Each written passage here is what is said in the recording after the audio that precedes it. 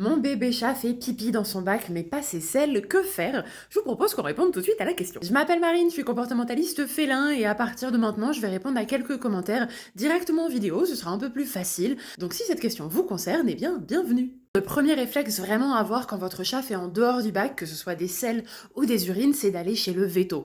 Je sais que je vous saoule avec ça, j'en parle tout le temps, hein, mais sachez que c'est vraiment souvent l'expression d'un problème de santé. Donc on commence par faire des examens avec son vétérinaire, et puis après, s'il donne le feu vert, dans ce cas-là, on se penche sur la partie comportementale. Et là, qu'est-ce qu'on va regarder? Eh ben, pas mal de choses. Déjà, le nombre de bacs que vous avez chez vous. La règle, elle est simple, il faut que vous ayez un nombre de bacs à litière égal au nombre de chats plus 1.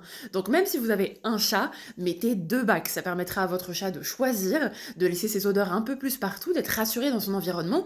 Donc commencez déjà par mettre un bon nombre de bacs. Mais c'est pas tout. Dans ce genre de situation, votre chat, il est en train de laisser des odeurs, je pense que tout le monde les a très très bien senties, un peu partout chez vous, malheureusement.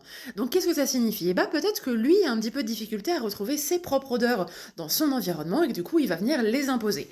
Alors c'est vrai que c'est pas très agréable, hein, c'est pas très chouette pour nous, mais ça peut être le signe soit que vous utilisez des produits trop parfumés dans le bac à litière, donc de la litière parfumée, de la javel, du vinaigre blanc, liquide vaisselle, ce genre de choses, ou alors d'autres choses pourraient être l'utilisation d'encens, des bougies parfumées ou encore un nettoyage vraiment avec des produits trop forts. Petite dédicace aux produits d'action qui ne sont pas très chers mais vont être un petit peu trop parfumés pour un chat. Donc essayez de passer sur des choses qui sont vraiment naturelles.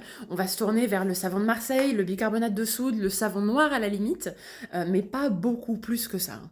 Regardez aussi où sont les selles. Si jamais elles sont à côté de fenêtres ou alors de portes qui donnent sur l'extérieur et que potentiellement vous avez des chiens ou d'autres animaux des voisins qui passent devant, peut-être que votre chat essaye de marquer un peu son espace.